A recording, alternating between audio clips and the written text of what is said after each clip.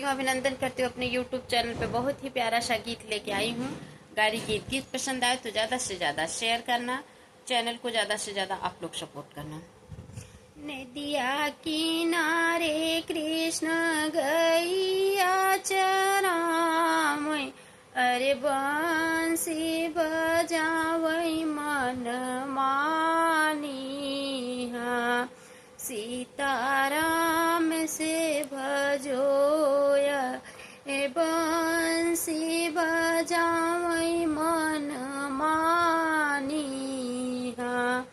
सीताराम से भज बंसी की धुन सुनी राधाय कुलानी हो। बंसी धुन सुनी राधाय कुलानी, अरे चल सखी जल भरियाई।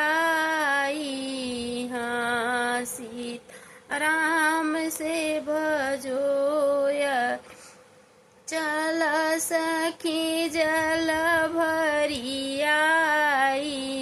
हम सीताराम से भजो धैली जल भरी धैली करारे पे सखिया हो।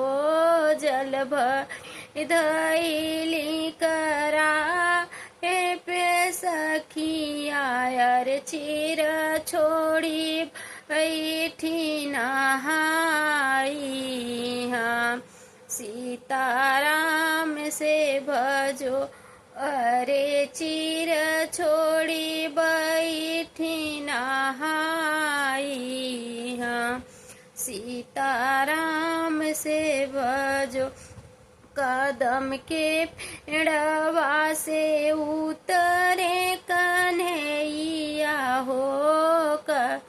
के पेड़वा से उतरे कन्हैया, अरे लाई चीर छोड़ाई।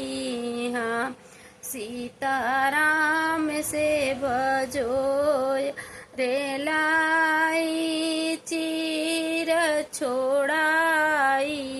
हम सीताराम से भजो जौ तू राधा जल वासे न्यारी हो।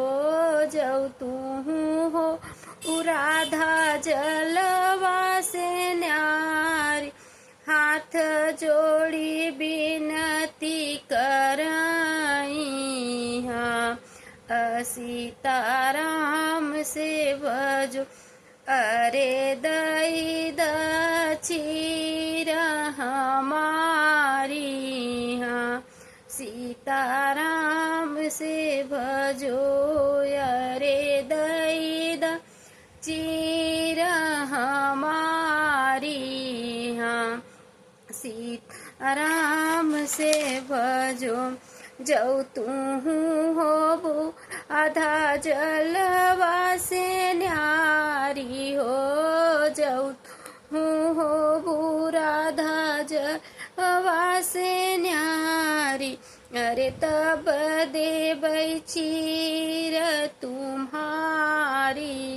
हाँ सीताराम से भजो रे तब देबै चीर तुम्हारी।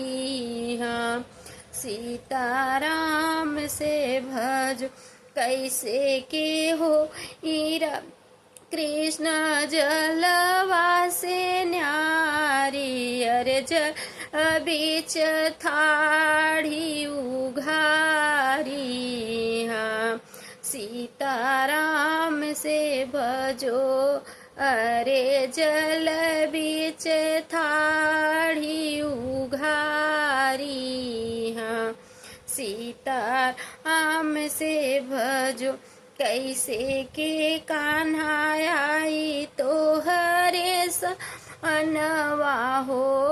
कैसे के कान्हा आई तो हरे सनवा, अरे तू त पुरुष हम नारी। हाँ सीताराम से भजो, अरे तू त पुरुष हम नारी, हम सीताराम से भजो। नदिया की अरे कृष्ण बंसी बजाऊं, अरे गैया रामई मन मानी, हाँ सीताराम से भजो।